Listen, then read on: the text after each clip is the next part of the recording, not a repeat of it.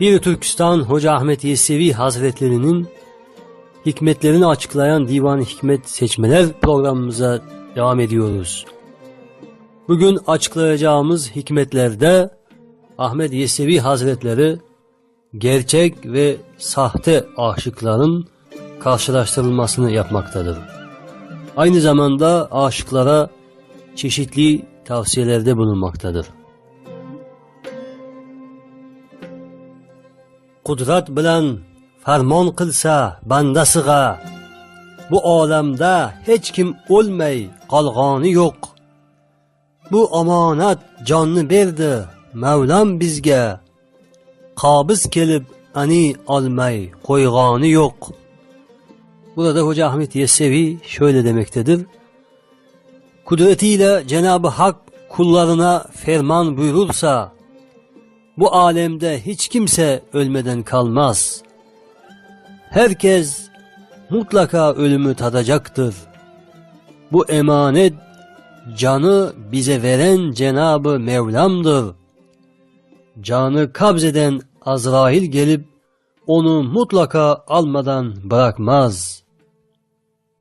Qabiz kelib aziz jonni qo'ymay olg'ay, dunyoparast nojins odam g'ofil qolg'ay.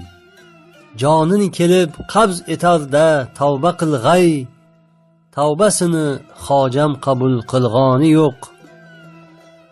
Açıklaması şu şekilde: kabz eden Azrail gelip her kimsenin aziz canını bırakmayıp alır.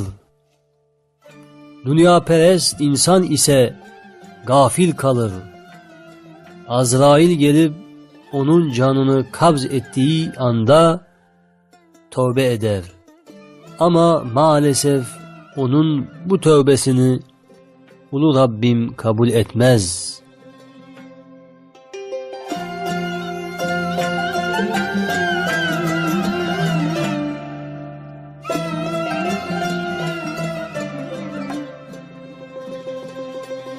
Sihatlikda tavba qilg'il maqbul bo'lsin, saharlarda zori qilg'il qo'ling olsun. Eranlarga xizmat qilg'il yo'lga solsun, xizmat qilmay hech kim yo'lni bilgani yo'q. Açıklaması: hayatı dünyadayken tövbe-i nesuh et ki ilahi huzurda makbul olsun. Seherlerde inleyerek Rabbine yönel ki elinden tutsun. Erenlere gönülden hizmet eyle ki yol göstersinler.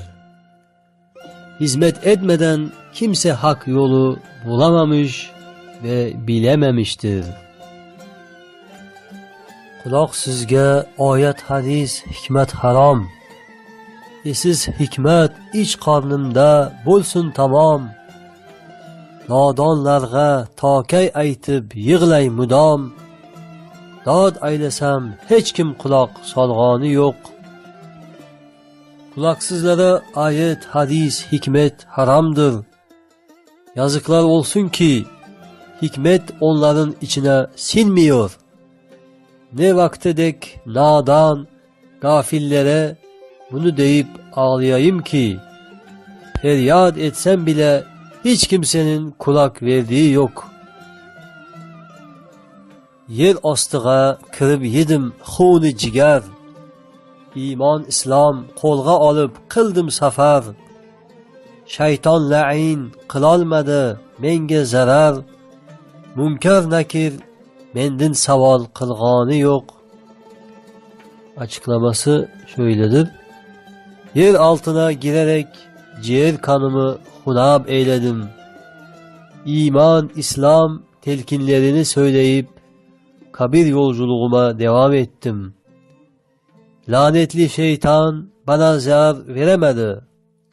Münker nekir benden sorgu sual soramadı.